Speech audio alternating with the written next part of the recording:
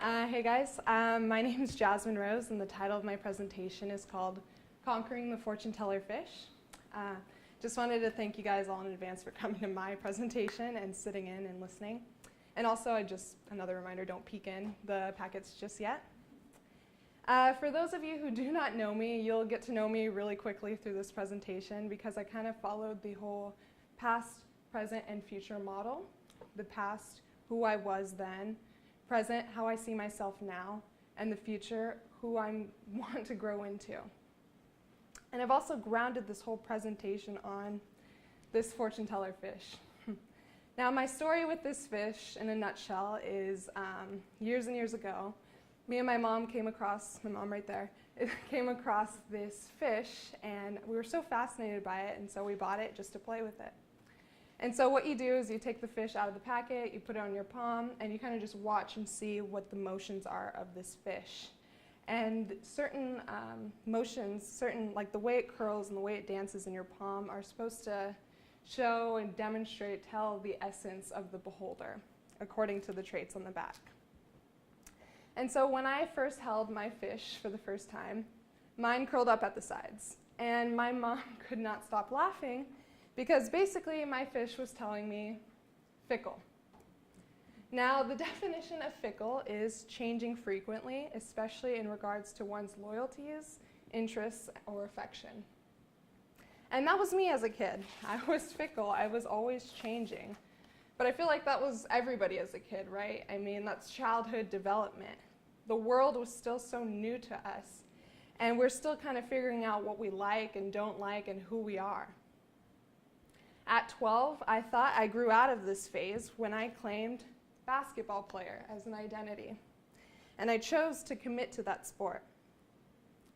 But in my 8-year commitment from 12 to 20, it seemed like the bad experiences were outweighing the good ones.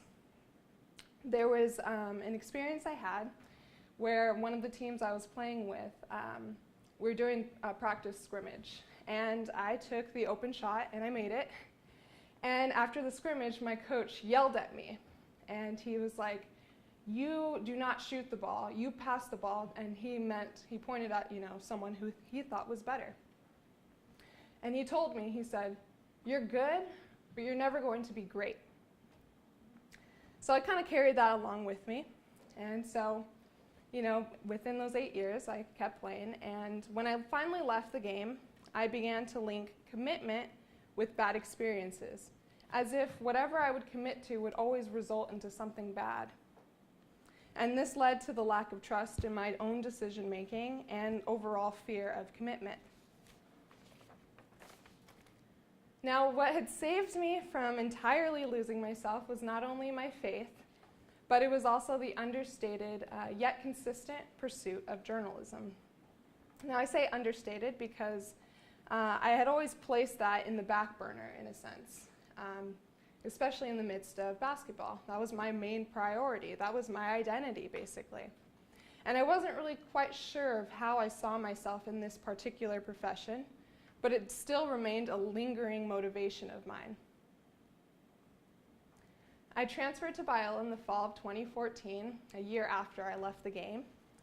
And my sole focus when coming into Biola was pursuing journalism and figuring out why I held on to it for so many years. And with the help of Stu, I jumped immediately into the broadcast program within my first year. And though I was enjoying learning all these new concepts of broadcast and getting all these new skills, I was still afraid to commit myself to it beneath the surface level, beneath the basics of it.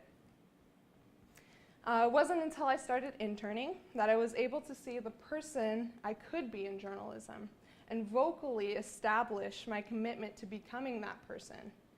And that was major for me just to say it. I mean, I remember saying it to my parents for the first time of who I thought I could be and establishing, myself in journalism finally and actually seeing a light at the end of the tunnel and seeing the direction I wanted to go into.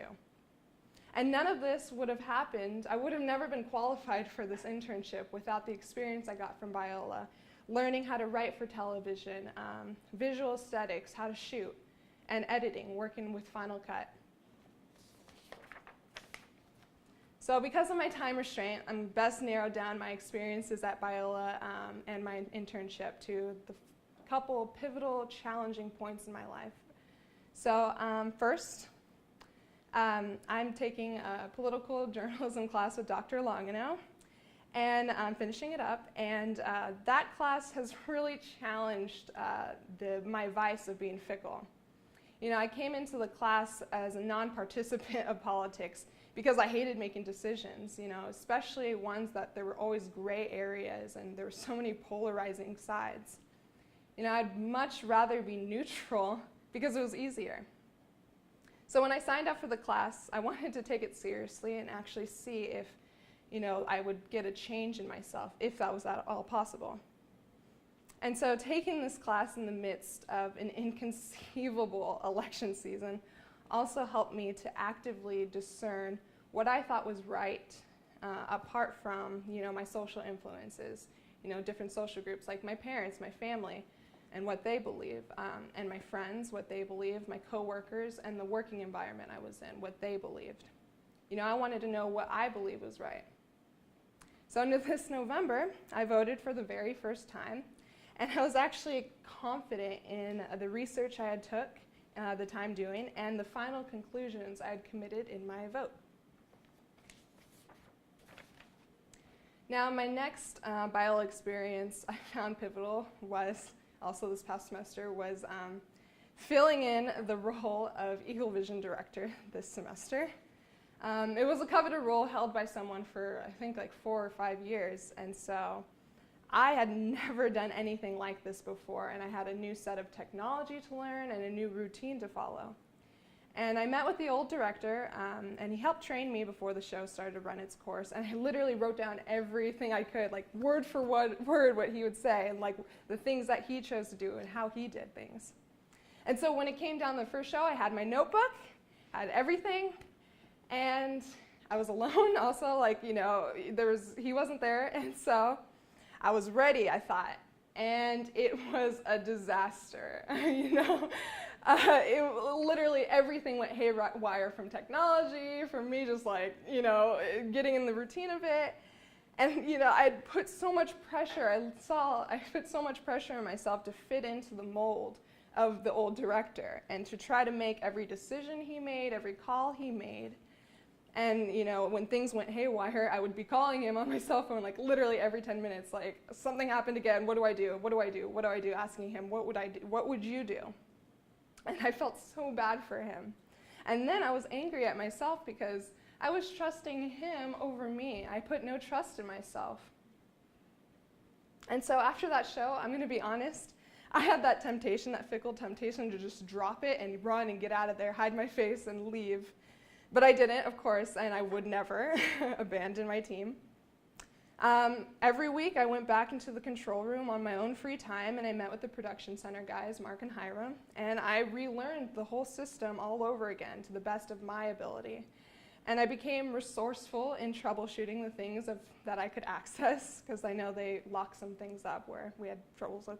Anyways, so, you know, I became resourceful in troubleshooting my own, you know, problems, and I also, you know, created time efficiency in a sense with taking on the role of finding weather graphics of my own and sending them out to the student reporters as soon as I could. So moving forward to my internship experience, I interned for NBC News for a consistent 11 months. I spent 7.5 months working for Dateline, and I'm currently finishing up 3.5 months working at NBC Nightly News. My last day is the day before graduation. And I had some unbelievable experiences from the big. I got to pitch a story at Dateline on my own. I found the story, I made my own calls. I took on the role as kind of deputy producer. And then the small, just like handling the professional environment, handling the fast work pace, adapting to different offices, because I moved from Dateline, which is a long format show where it took a little, you know, they were a little more patient. We had way more time to develop, you know, their episodes. And then going downstairs in the bureau to Nightly News where, you know, they're producing a show every day and it's, you know, fast. So I had to adapt to that. And all those experiences had helped me not only in the shaping of me as a journalist, but also as me as a person. So I don't really have tangible working samples because they're in production of stuff and I can't really take their scripts or anything. But this first picture is totally candid, not posed at all, of course. It's with me and a fellow intern. And right over there is just a picture of our TVs that we have, and it was the first airing of the Manson special. And that was the first time I got to see the producers work on the development of a show from the early stages to the airing final cut. And everything in between, I was actively involved in helping and participating with their production. I got to assist an associate producer in fact-checking the scripts. And I managed to get a hold of helping them find visuals of Manson's first victim, Gary Hinman. And that led to, because there was no pictures of him anywhere, so that led to me investigating and finding a 1950s high school yearbook from Colorado and having that sent to Biola's library so I could pick it up. And just everything in regards to production with the interviews. And not only was my active experience really helpful, but also just seeing, taking a back seat and seeing the producers firsthand in their decision making, such as with writing, what to write and how to write it, and then sitting into their conference calls with New York and seeing them work with fixing the language and making it more active and making it a story basically. And then also out of the long raw footage that I'm getting with different interviews, what are going to be the 8 to 10 second bites to pull that will help move the story along? And also, as a producer, how do I choose which visuals look compelling for my story and which ones will fall flat? And lastly, I see this especially in nightly news because they're only cut down to a minute-and-a-half package. With Dateline, they have an hour. But what of my beloved footage has to get cut to fit the time restraint? So there's different, decisions you have to make, and that's just a sliver of what, producers have to do. I also had my experience in conducting man-on-the-street interviews of my own with Nightly, and each opportunity I was given the free rein to approach people, invite them to speak on camera, and ask the questions. And in this, my fickle-minded old self did not fit, because I was constantly making quick decisions in the moment in persuading people to talk on camera and how to approach them in that. I'm very introverted, so just the fact that talking to people, I was just like, what? And then also, respecting their boundaries at the same time. You can't push them too hard. And then when it comes down to it, to the questions, when they finally agree, oh yeah, okay, I'll be on camera, I want to be on TV. Then it's up to me. What are the questions I'm going to be asking them? That pertain to the direction the producer's trying to go for in his or her script.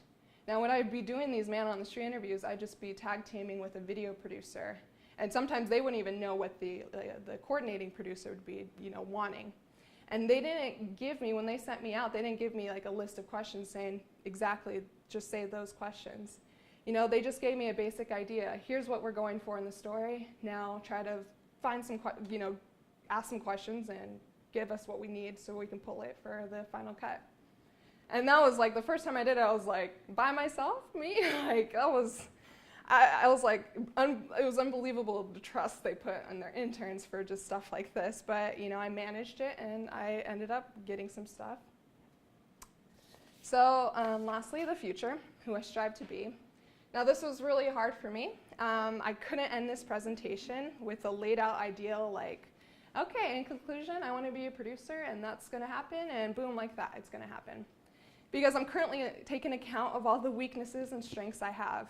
I want to focus on self-evaluation right now so that I can improve the things I can to be the best version of myself.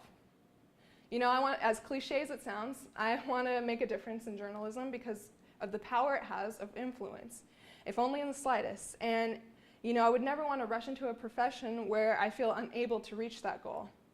I don't want superficiality anymore, and I don't want surface level anymore.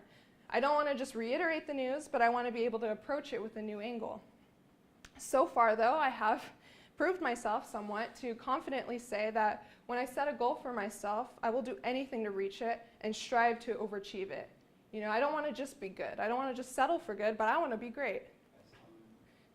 So, in conclusion, you know, no more running and no more starting over. You know, the one thing a fickle fish would never say is, I'm capable. And that concludes my presentation. Thank you guys again. And, you know, I'll open the floor for questions if you need them. And you guys are open. Now you guys are able to check out your fish. Thanks.